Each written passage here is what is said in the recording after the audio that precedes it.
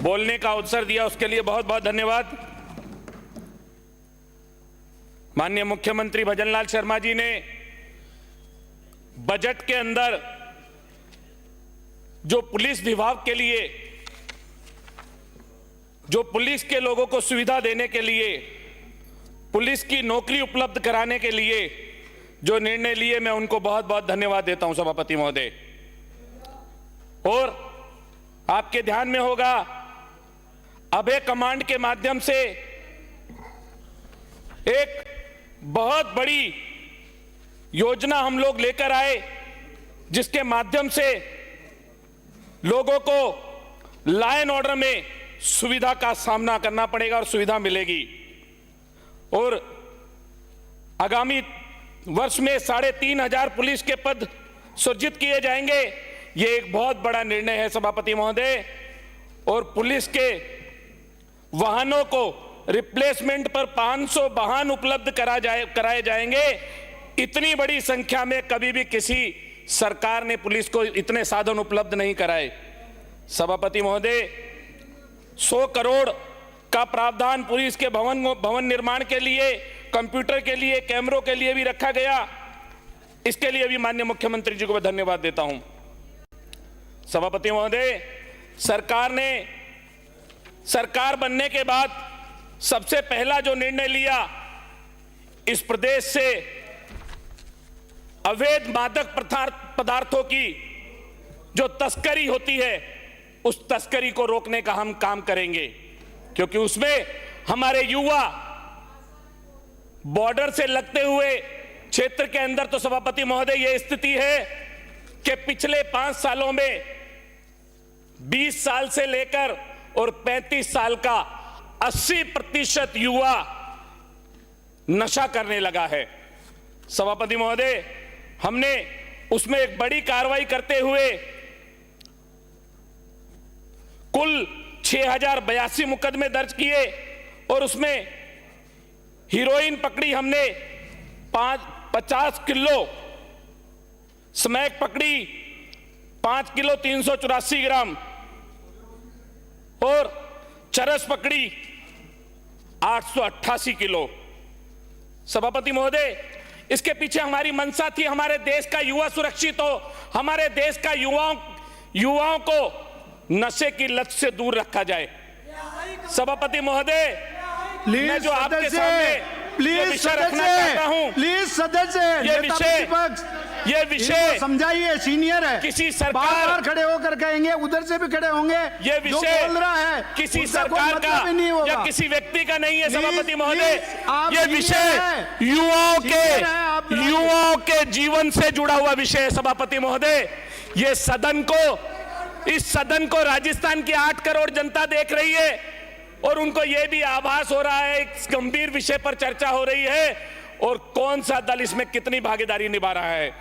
सभापति महोदय, मैं आपसे इतना निवेदन करना चाहूंगा कि हमने अपने कार्यकाल के अंदर, इन 1.25 साल के अंदर, माननीय मुख्यमंत्री भजनलाल शर्मा जी ने और हमारे प्रदेश के गृह मंत्री जी ने साइबर क्राइम पे एक बड़ी कार्रवाई करते हुए हमारा जो मेवात क्षेत्र है उसके अंदर बुलडोजर तक चलाने का काम किया। क्योंकि ये लोग तब सुधरेंगे जब इनके ऊपर आर्थिक चोट पड़ेगी, ये लोग तब सुधरेंगे जब इनकी आत्मा पर चोट पड़ेगी। साइबर क्राइम के माध्यम से पिछली 5 साल के अंदर सभापति महोदय, मुझे ये कहते हुए बड़ा दुख हो रहा है, उत्तर प्रदेश से योगी जी ने क्राइम करने वाले क्रिमिनलों को भगाया, मध्य प्रदेश से शिवराज जी ने भगाया और उन सब ने पनाह ले ली राजस्थान के अंदर। यहां के नेताओं ने पनाह दी उन्हें, यहां के नेताओं ने क्राइम करने में उनका सहयोग किया। सभापति महोदय, आप आंकड़े उठाकर देखेंगे तो पिछली सरकार के अंदर बजरी खनन से लेकर और अवैध हथियार तक की घटनाएं लगातार बढ़ती चली गई। सभापति महोदय, आप देखेंगे कि हमने शराब के मामले में भी अवैध शराब 24,600 लीटर हमने अवैध शराब पकड़ने का काम किया। और अवैध हथियार सभापति महोदय 532 532 दो नाली और अवैध रिवॉल्वर पकड़ने का काम किया। और धारदार हथियारों की हम बात करें तो 4,500 की संख्या में हम लोगों ने पकड़ने का काम किया।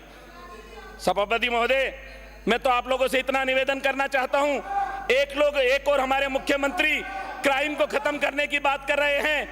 एक और हमारे मुख्यमंत्री, भैया एक मिनट मेरी आवाज इतनी तेज है, उनको बोलने दीजिए। एक और तो हमारे मुख्यमंत्री क्राइम को खत्म करने की बात कर रहे हैं, एक और हमारे गृह मंत्री क्रिमिनलों को खत्म करने की बात कर रहे हैं। वहीं दूसरी ओर पिछली सरकार ने लगातार जो राजस्थान के लोगों के साथ किया, अभी मेरे से पूर्व वक्ताओं ने भी चर्चा की कन्हैया लाल की, क्यों उसकी मृत्यु होती अगर उसकी शिकायत पर किसी पुलिसकर्मी ने संज्ञान ले लिया होता, क्यों उसकी मृत्यु होती, क्यों गला काटा जाता, क्यों पूरे राजस्थान को शर्मसार होना पड़ता, क्यों शर्मसार होना पड़ता राजस्थान को। की बात करो, आपका नंबर आपका सदस्य बोल लेना। क्यों हरीश जाटव जो दलित बच्चा था अलवर के अंदर, उसको पीट कर मार दिया गया। सभापति महोदय, 1.5 महीने तक हमने धरना प्रदर्शन किया, तब उसके ऊपर उसके हत्यारों के खिलाफ पुलिस ने कार्रवाई की। सभापति महोदय, शर्मसार तो राजस्थान तब हो गया जब इस सदन के अंदर महिलाओं के मामलों में मर्दों की दुहाई देने वाले लोग अभी तक बैठे हैं। और उससे बड़ी घटना भी तब हुई जब चूरू के अंदर एक थाने के अंदर एक महिला के साथ लगातार बलात्कार होने लगे। माननीय सभापति महोदय, मैं आपके माध्यम से इतना निवेदन जरूर करना चाहूंगा कि करप्शन का, भ्रष्टाचार का रिकॉर्ड तो तब टूट गया जिसके अंदर लोग आस्था लेकर जिस सचिवालय के अंदर आते हैं और वहां पर 1 किलो सोना और 2 करोड़ 30 लाख रुपए नगद मिलते हैं और पता लगता है कि मुख्यमंत्री ने वहां पर रखवाए थे, अशोक गहलोत ने वहां पर रखवाए थे, उनके सपुत्र ने वहां पर रखवाए थे। सभापति महोदय, मैं तो आपके माध्यम से इतना सा निवेदन करना चाहता हूं, पिछली सरकार के समय 15 मामले दर्ज, रेप के प्रतिदिन 15 मामले दर्ज होते थे। इसको निकलवाओ, एक्सपेंस करवाओ आप। और अब उसके अंदर 10% मामले कम हुए। सभापति महोदय, 2022 के खिलाफ लेके आएंगे विशेषाधिकार। 2022 के अंदर क्राइम के जो रिकॉर्ड बताता है सभापति जी, 3000, ये जो मर्जी जो बोल रहे हैं, 3,12,732 मामले दर्ज हुए और हमारी सरकार में उसमें लगभग 9.5% की कमी आई। सभापति महोदय, मैं तो आपसे इतना सा निवेदन करना चाहता हूं, पिछली सरकार ने योजनाबद्ध तरीके से लोगों की आवाज बंद करने का काम किया। पिछली सरकार ने योजनाबद्ध तरीके से भारतीय जनता पार्टी के नेताओं को फंसाने का काम किया। पिछली सरकार ने लगातार इस तरह के काम किए जिससे कि लोगों की आवाज बंद हो सके। मैं भी लगातार दलितों के ऊपर हो रहे अत्याचारों के खिलाफ लड़ रहा था और उसमें मेरे ऊपर भी अशोक गहलोत जी के इशारे पर प्रियंका गांधी को चिट्ठी भेजने के और टिकट भेजने के, सम्मान से नाम ले, जिसका भी नाम ले। माननीय पूर्व मुख्यमंत्री अशोक गहलोत, सम्मान से ले लेता हूं, माननीय पूर्व मुख्यमंत्री अशोक गहलोत के इशारे पर बोलता है प्रियंका गांधी को चिट्ठी भेजने पर मुझे केस में फंसाया गया। सभापति महोदय, इस सदन के माध्यम से मैं मांग करता हूं, गरिमा रखो, अधिकारियों ने गरिमा रखो, सीआई अंकेश कुमार, गरिमा सीओ रखो शंकर लाल मीणा और जांच अधिकारी कालू लाल मीणा, इनके खिलाफ जो लगातार जांच चल रही है, जो बजरी मेरी माफियाओं को सरकार पर संरक्षण मुझे दे रहे हैं, पूर्ण उस विश्वास है प्रकार की बात कर सभापति रहे हैं। महोदय कि उस जांच को पूरा कर एक्सपेंस उनके करवाओ खिलाफ इनको। कार्रवाई की जाएगी।